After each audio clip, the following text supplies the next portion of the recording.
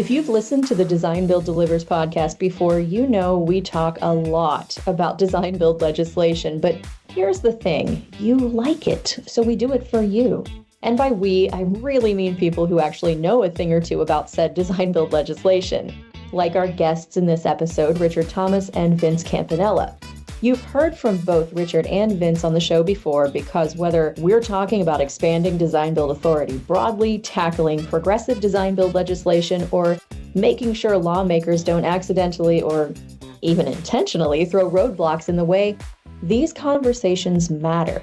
This time, we are getting into some of the state-level priorities across the country. We'll look at what's moving forward, what's facing hurdles, and how DBIA is making an impact at the state and local levels. Now, I mentioned Richard and Vince know their stuff, so you are so lucky they will be doing most of the talking. These two know this space inside and out, and they're excellent at breaking it down in a way that makes you excited about these laws. Richard Thomas is DBIA's go-to guy for state and local legislative strategy, and Vince Campanella is a veteran of the industry with decades of experience in alternative project delivery and chair of DBIA's Legislative Committee. Together, they'll walk us through the big wins, tackle the biggest challenges, and take a look at what's on the horizon. And don't forget, you can text the show at the link in the episode description. Just click it and share your thoughts. We may even talk about some of them in future episodes. I am Erin Looney, and this is the Design Build Delivers podcast, brought to you by USCAD and Archons Company. Learn more at uscad.com/DBIA. I'm going to kick us off with a story. I had a roommate from France when I lived in Tallahassee, Florida, and she said, I really want to see the whole country while I'm here. And then she asked me, how long would it take to drive from Tallahassee to California? When I told her it was like 33 hours, she didn't want to accept it. She was like, there's no way anybody does that. And I said, well, you could fly. She said, oh, okay, how much is that? About $500.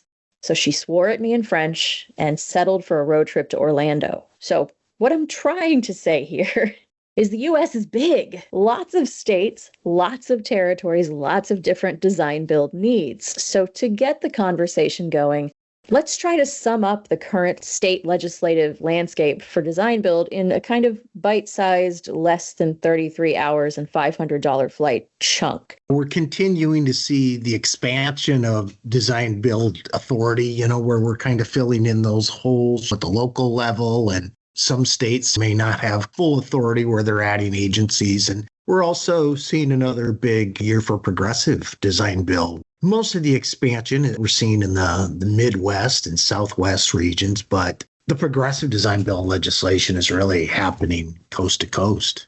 The other thing is, I think we're seeing with some of this new legislation coming out this year, is we're seeing a lot of the stuff that DBIA has been putting out over the last year or two regarding progressive and our model legislation documents. A lot of those are being included in a lot of the legislation. We're starting to see snippets of that. So they're using the documents we've put out there. They're applying some of the components of design build done right.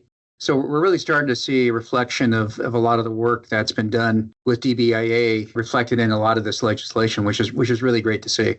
So two things are true here. States do seem to learn from each other about what can work and how to tailor their legislation. And two, PDB is still a hot topic. Can you talk a little more about coast-to-coast PDB legislation? You're really seeing that at all levels, all sectors. I'll give you an example. On the East Coast, the New York budget bill is where typically the action happens every year.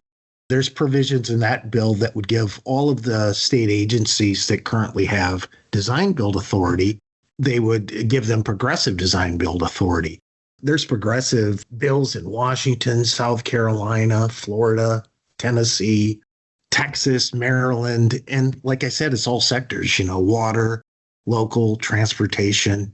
Now we're really seeing it all over. The other good thing to see in a lot of this legislation is a lot of the things we like to push on really hard is some common terminology. Some of the things that we've been, again, published over the last couple of years. And we're starting to see a lot of that stuff being used, which is great because there's starting to be some commonality and some consistency across the nation in the way people are looking at design build and specifically progressive design build in the QBS type offerings that DBIA's put out. Different terminology can lead to lawsuits and everything else. So that's really a good thing. And I think it really says a lot about the work Vince and the committee have been doing. Let me ask a quick question that I'm actually surprised with the popularity of the topic, why I actually haven't ever asked this, but why is it so important to keep growing PDB authority? Why is this such a hot topic? Obviously, for the last several years, DBIA National has been really focusing heavily on the qualification-based selections. When the committee drafted up the model legislation document and even the guide to enact DB legislation, the focus was solely on QBS type selections, so best value and progressive design build. And progressive, really, the kind of the wave of progression, I think, started here on the West Coast. And just being modest, I think in Washington State, probably more than anything, we were probably a little bit ahead of the curve on that. And I think a lot of what we did here has started to migrate across the country now. But there's been a ton of success with it. People are seeing successful projects. It's great for public owners. It's great for private owners. It's really great for the industry because as we used to call it, the cost to admission for progressive is a lot less for design builders and design build teams than the old traditional used to be. You're seeing the wave and you're seeing success building on success. As more public owners and private owners are using it, the name recognition and the methodology of delivering design build is changing and people want to jump on board. I think particularly in the transportation sector, with all of the infrastructure money that came out, projects have just gotten bigger and they're really looking at this as a way to mitigate the risk. I hope there are people who listen to this show who've been going, why are they always talking about progressive design build? I don't quite get it. Maybe that cleared some of that up for them. So thank you. Before we do a tour of a few of the states, a little bit more stage setting. What role does DBIA play in advocating for design build authority at the state level? How do you work with legislators and stakeholders to get these bills passed? First, we try to determine what are the needs. In some cases, it may be an agency that will seek the legislation because they have a certain project or a certain program that they want to do. Sometimes it's a sector. So what we try to go in is we work with the region. We try to identify stakeholders. We try to collaborate with all of the other folks in the industry and really try to build a solution that works for everyone. Yeah, I think one of the things we did, again, one of the documents that the Legislative Committee published early last year was the Guide for Enactment of Design Build Legislation. And that was a pretty significant update of an older document, an older primer that had been done back in 2008 through 2011. It really highlighted what Richard's talking about, is a lot of the steps and a lot of the strategies that you want to use when you want to try to either gain design build authority or expand design build authority. Things like how to lobbying, for example. And if you look at what California did a couple of years ago with SB 706, which expanded authority significantly in the state of California, that was through a very concerted lobbying effort at the legislative level and through the Western Pacific region. How to build consensus, how to gain sponsors in the legislature, people to sponsor your bills or your legislation, building an industry coalition. Obviously, you want allies in trying to push legislation through because those allies have friends in the legislature that you want to win over their support. There's a pretty good model out there for everybody to use of practices and strategies that have been very successful in the past. Yeah, SB 706 was actually the topic of an episode of the Design Build Delivers podcast in January 2024. If you're listening and you're interested in learning more about that lobbying effort for California, you can go back and listen to DBIA Western Pacific's Brandon Decker, Chris Sullivan, and Marianne O'Brien, as well as the lobbyist himself, Bo Biller, where they will walk you through the process of getting that bill passed. Now, for this segment, to come back to the present, we are going to highlight a handful of states that are pretty active right now. So we'll start in Missouri and their push to eliminate the design build sunset clause. Before we walk through the issue, can you give us a brief explanation of what a sunset actually is? And then let's talk about why this issue is so critical, as well as the progress you've made so far. A sunset is basically an expiration date. Some states, when we're in the process of passing legislation, it becomes a compromise in order to get passage, or in some states, it's a tradition that when you pass a law that they'll put a sunset or expiration date on it. When we first passed this bill, it was 10 years ago. And just as Vince had said in the last segment, talking about building the coalition, that's exactly what we did in Missouri. We worked with the region. They got some financial support from national, and as a partnership, we retained a lobbyist for that session. And it was kind of about a 3-4 year project, but it's been 10 years since we had the legislation. If you look at the bill, you can see it is a compromise. Different folks had different ideas how they wanted to write the bill. But now I'm happy to report that the bill has passed the Senate. It's moving through the House, and I expect that we're going to have passage of this bill within a month. Sunset clauses are very traditional. Even in Washington State, when we passed our original alternative delivery laws back in mid-2000s, it came with a sunset clause. We've been able over the years to elongate that sunset clause. It still has one, but I think it went from 6 years. I think we're sitting at 10 years now, which is great because typically there's a pretty good effort to get those bills reauthorized. There's a lot of reporting. There's a lot of information that the legislature, the accounting offices want. The longer we can make those sunset clauses or even eliminating those, the better off and better efforts people can have. And you knock down the folks out there that are trying to eliminate things or restrict them. Sunset clauses always tend to give them a little bit more clout in the legislature.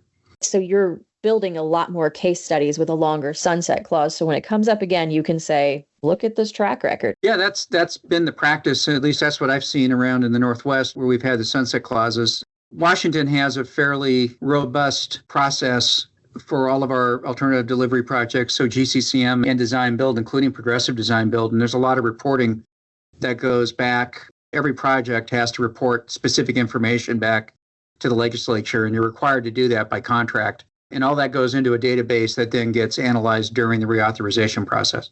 Knock on wood, thus far, there has not been one sunset that we haven't been able to extend or eliminate. So you're batting 1,000. Now that you've said that and you put it out in the universe, let's hope it stays that way.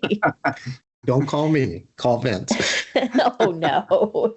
Well, we're going to move north a little bit, slightly west, actually, and then pretty far north. Nebraska and Minnesota both have bills that could expand design build authority. So what challenges and opportunities do these efforts present for DBIA and for the industry? The issues we have there this year are rather unique. To make a long story short, we came through the election and then with some other deaths and resignations, a tie in both the House and Senate. And while we were able to work out a power sharing agreement in the Senate that allowed business to continue, they didn't reach such an agreement in the House until literally just a couple weeks ago. So that's really put things in a difficult position. We do have several bills with design build provisions in there, including the transportation funding bill.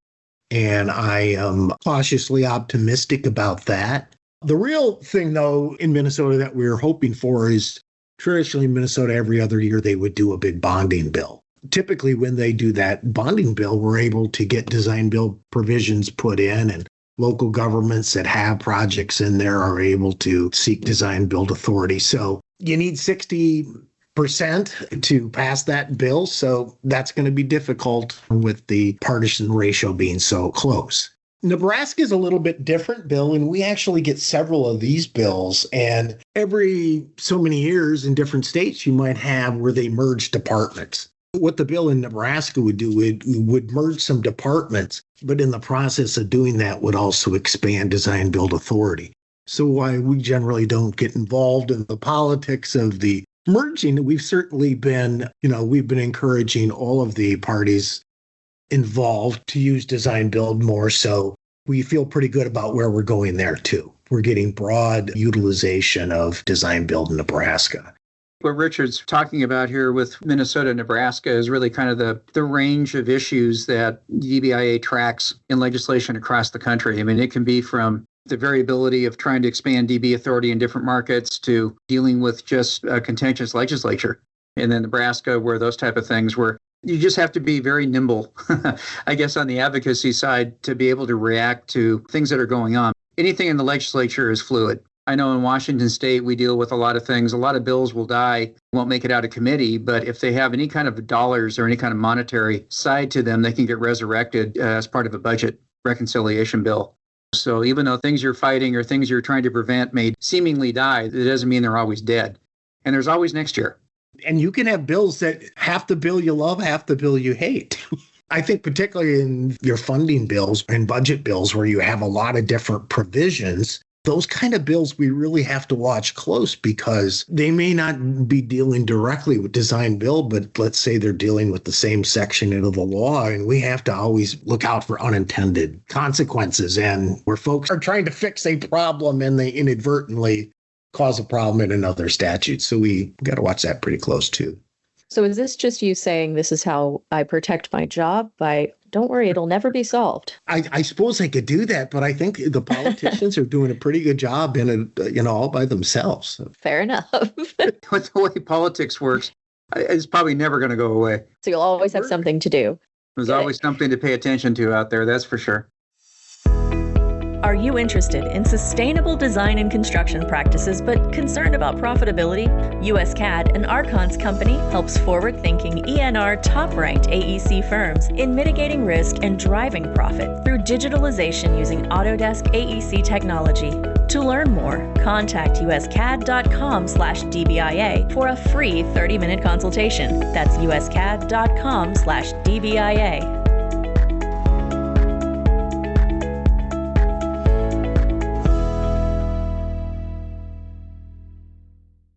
What about Texas? Now, we were just there for the Design Build Conference and Expo in November, and Texas is looking to expand progressive design build authority for water wastewater projects. And to kind of pitch again here while we're on the topic of conferences, it is not too late to join us in National Harbor for the Design Build for Water Wastewater Conference, March 19th through 21st, to maybe perhaps talk to you both more about this bill if you cross paths. And of course, we can't forget that also means the design build for transportation aviation is the 17th, 18th, and 19th, a couple days before water wastewater. DBIA.org/conferences for more info and to register so you can follow Richard and Vince around and ask them a bunch of questions. Now back to this question. How significant is this development in Texas's water wastewater sector, and could this serve as a model for other states? I don't know if I would call it a model for other states because I think all politics are local. However, this is a very significant bill, I think. For those that aren't familiar with Texas law, for water wastewater projects, design build is limited to those communities with a population over 100,000. Design build projects run in all shapes and sizes, and one of the things that we're finding is we're actually, if you look at a lot of your mid-size cities are just as likely to be using design build as your big cities are. The region really thinks this is going to be an important bill to expand design build in Texas. This bill would take that 100,000 threshold off. We're expecting to have our first hearing. We're hoping the week after our water conference. And we're working with a lot of other stakeholders there as well. You're going to see this is going to expand progressive design build as well. We also have the transportation bill in Texas. It's not as positive. Senate Bill 35, which would limit the number of design build projects. We're yet to see where that's going to land yet. The issue in Texas is, I don't want to be negative on Texas. Texas is big. Well, yeah, and it's there's a lot of differences between the sectors. Design build in Texas right now is only used on mega projects. So that in and of itself kind of limits it. But I think in your other sectors, I think you're seeing a lot of growth. So Texas is complicated, is what you're telling me. What about states, local governments, municipalities that have particularly strong design build policies or recent legislation that actually could serve as an example for others, maybe less complicated? I think the good news is you are seeing a lot of local design build legislation. If you're looking for models, I think probably Washington and California, which probably have the municipalities have probably done design build the most, particularly progressive. Are you just saying that because Vince is here? Is that no, I think folks around the country would tell you that as well. I mean, they were the first to use progressive. And also, I think, too, I would defer to Vince on this, is they have a very unique system that they use in Washington, too, to deliver these projects where they almost have owners go kind of through a certification process, if you will. Yeah, well, Washington for quite a while, back in the late 90s and early 2000s, they had a group called the Procurement Expansion Committee or Solicitation Expansion Committee. It had kind of a weird name. And the legislature formalized it back in 2006, and they created a board called CPARB, Capital Projects Advisory Review Board. And it's made up, back then it was 23 members, now it's 25 members of various stakeholders, public and private stakeholders from around the state. So general contractors, specialty contractors, the bonding industry, private industry folks, which are typically attorneys, every agency within the state that spends capital dollars, K-12, higher ed, cities, counties, hospital districts, now transit, Sound Transit has a seat, all have representatives on the board. And along with the legislature and the Senate, there's a Democrat and a Republican from each side on the board. Those are the non-voting folks. I was actually on it from 2007 to 2015 when we actually drafted the design build laws. So CPARB essentially advises the legislature on everything related to public works contracting for the most part. And they will put a bill out there that the sponsors from CPARB, the 4 legislators, will sponsor. And they've got a couple out there this year that are all good bills. But under CPARB, there's a group called the Project Review Committee, which is made up of another group of stakeholders. And they actually review and approve each alternative delivery project. So anything that's going GCCM or design build has to submit through the PRC to be approved. And they meet every other month. Several years ago, when we first started drafting all the requirements, we allowed public agencies to actually get what we call agency approval. So they can get a 3-year approval to do design build and or GCCM without having to go through the PRC with individual projects. From my perspective, I get in discussions with people across the country on whether it's really effective. Why do we need a PRC? My position, and I, just being involved in legislative committee with Richard over the last several years, reinforces what my thoughts are, that you're really 1 or 2 bad projects away from somebody in the legislature wanting to take authority away. And from my view, the PRC, they're not there to reject projects. They're there to make sure the projects are set up to be successful. And they do a very good job of analyzing the projects and making sure that they've got the necessary things, the right teams, the right attitudes. They're not what I call, handing a design build team a story problem they can't solve. If you look at the numbers, they only don't approve projects maybe 1 out of 50. 1 out of 40. And many of those even come back and get approved a second time around. They clean up what their shortcomings were and they get approved again. We have a very unique process for doing that. But from my perspective, it really helps keep people doing what we need to do, which is best practices. And a lot of the best practices that we have here in the state of Washington are centered around what DBIA publishes. Good. Yeah, that's fascinating. It's wholly democratic. Very much. I'd be remiss not to mention New York City either. They haven't even had authority for a decade yet. And you look at how they've embraced it, the project they've done, all their projects are pretty complicated. You really got to hand it to them for how far they've gone in a short period of time.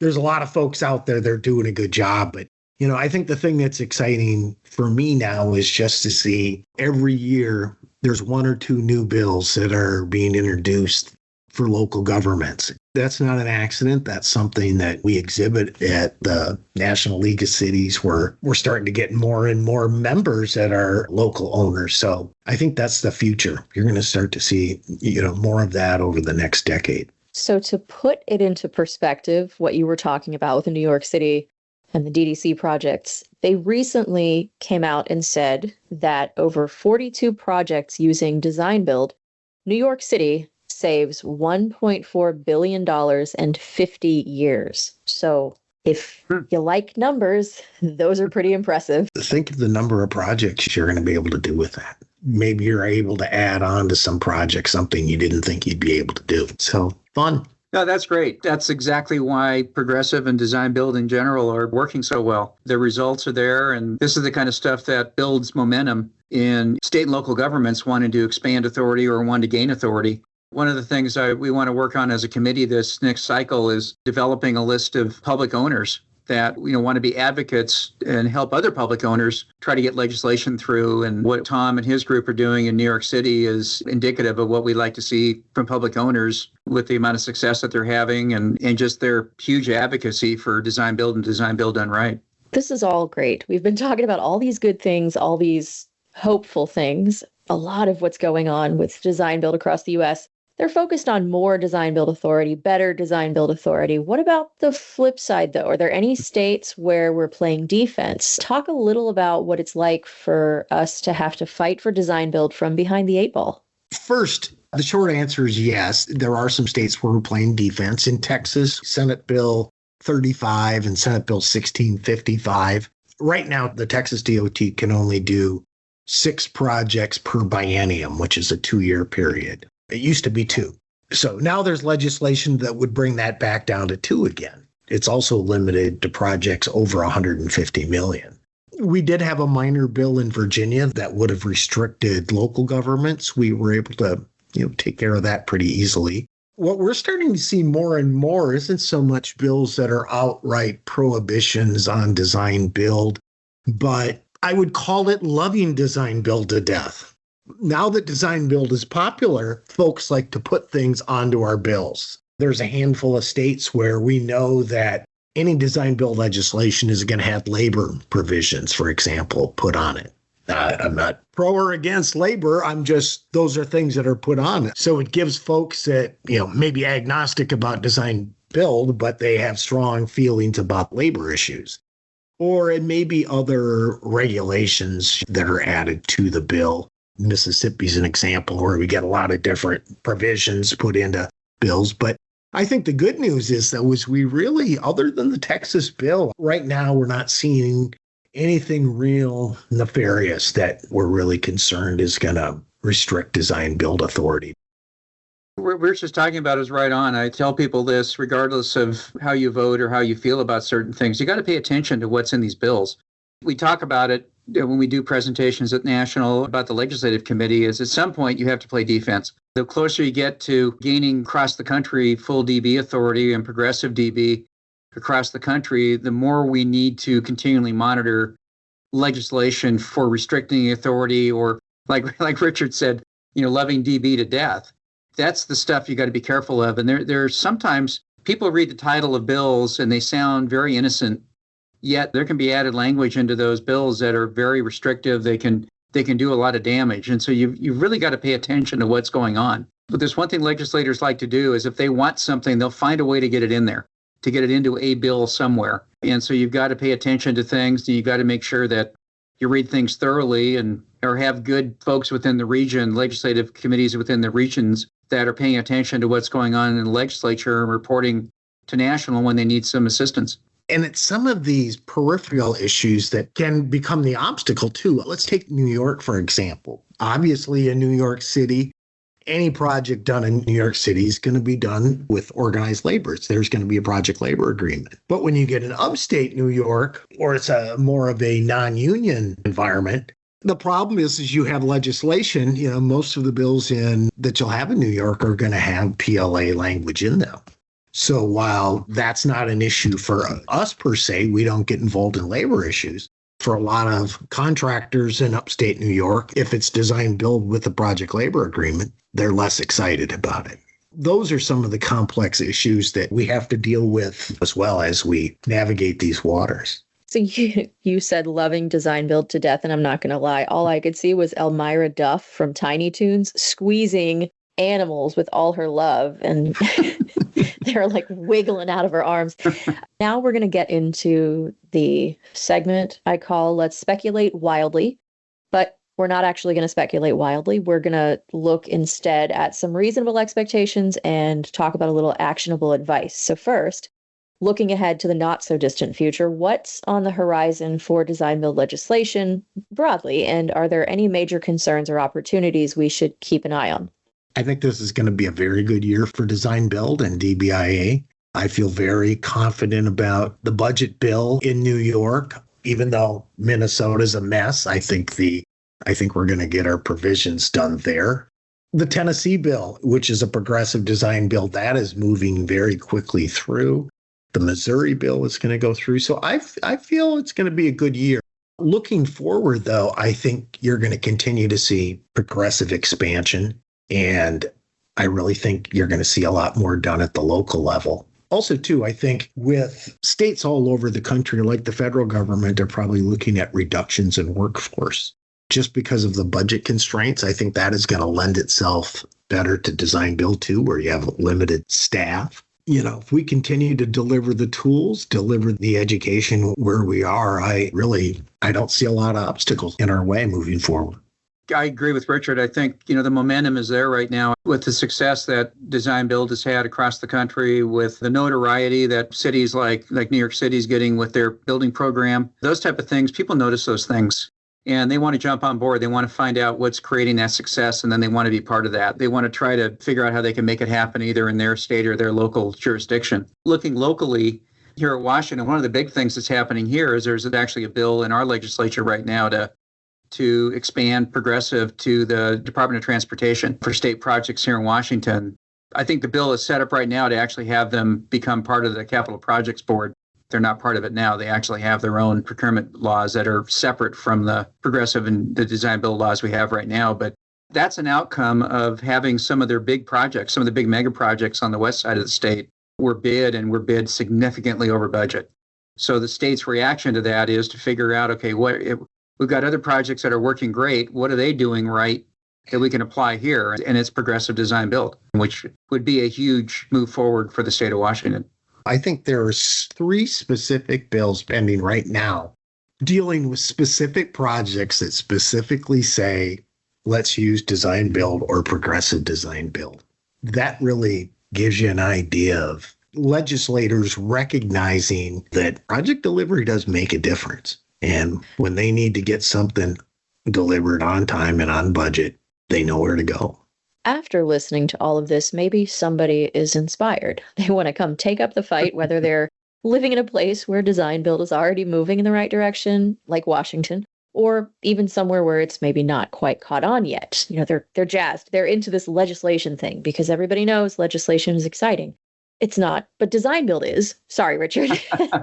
And so now they're asking how they can support design build policy at the state level where they live. So what could you tell them they could do to get involved and make an impact? Vince chairs the Legislative Committee, which is a great place to get started. We have pending legislation for every region and all of the bills on our website. You can get involved with your region. And I would really recommend when you go to the website and you see a bill that interests you or inspires you, send an email and try to get that bill passed. Or if it's a bad bill, try to get it blocked, because it really does make a difference. Think about it like this. Most legislators, if they get an email or a letter from a person, they assume there's at least 10 other people that think the same way. So it's important. If it's something that you want to get out there, you got to follow up. You got to let legislators know that it's important. And you can also send, if you have any questions or concerns, send it to me at rthomas@dbia.org. And also, too, all the tools that Vince was talking about earlier with our state statute report, our model legislation, all of those things are free at the bookstore at dbia.org. Now, Vince, I'm going to let you have the last word. But before I do that, thank you, Richard, for the plug for those things. And you did keep talking about the website to get people directly to where they need to be. It's dbia.org/state. Now, Vince, send us home. I would just reiterate what Richard said there. I think that the best thing you can do is get involved at the local level, at the region, at the chapter level for DBIA. Everything happens at the grassroots of things. That's where anything that's significant for DBIA National is going to come through the region. And so get involved in the regional level. Every region should have a legislative or a legal committee that you can become part of, and do that at the chapter level as well. Because the more you can be aware of what's going on at your state and local level and inform others of those things, the more we're going to build coalitions, and we're going to build advocates, and we're going to build a larger group of people around the country that are paying attention to the things that you need to make sure that we protect design build and advance design build the way DBIA needs it to be done. And that is the perfect last word. Sure, legislation may not be the flashiest topic, but when it comes to shaping the future of design build, it is one of the most important. So whether we're talking about states expanding, progressive design build, municipalities refining their procurement policies, or efforts to push back against restrictive measures, this is the work that makes a difference. And if I may say so, Richard and Vince bring enough flash. Now, if today's conversation got you thinking, check out the list of resources from this episode on the Design Build Delivers blog at dbia.org/blog. And if you want to become part of the action, check out dbia.org/state to see what's happening near you. And if you didn't get enough legislation in today's chat, look for a bonus episode later this month where Vince and Richard talk about how activity at the federal level could impact design build at the state and local level. As I mentioned earlier in the show as well, DBIA's Design Build for Transportation and Aviation and Design Build for Water Wastewater conferences are just over the horizon, March 17th through 21st in National Harbor, Maryland. It's the perfect chance to follow Richard and Vince around and pepper them with your design build legislation questions. Or, as I'm sure they'd prefer, it's a perfect opportunity for you to make meaningful connections with industry leaders and share experiences that could even help shape future design build policies. Find all the details at dbia.org/conferences. And if you enjoyed this conversation on the Design Build Delivers podcast, subscribe so you don't miss an episode or a bonus episode. Review so others can find the show, and text us so we know what you want to talk about. Use the link in the episode description to shoot us a message. A huge thank you to Vince Campanella and Richard Thomas for their insights, to Fred Yee for making the show sound good, to you for listening, and to US CAD and Archons Company for their continued support of the Design Build Delivers podcast. Learn more at uscad.com/DBIA.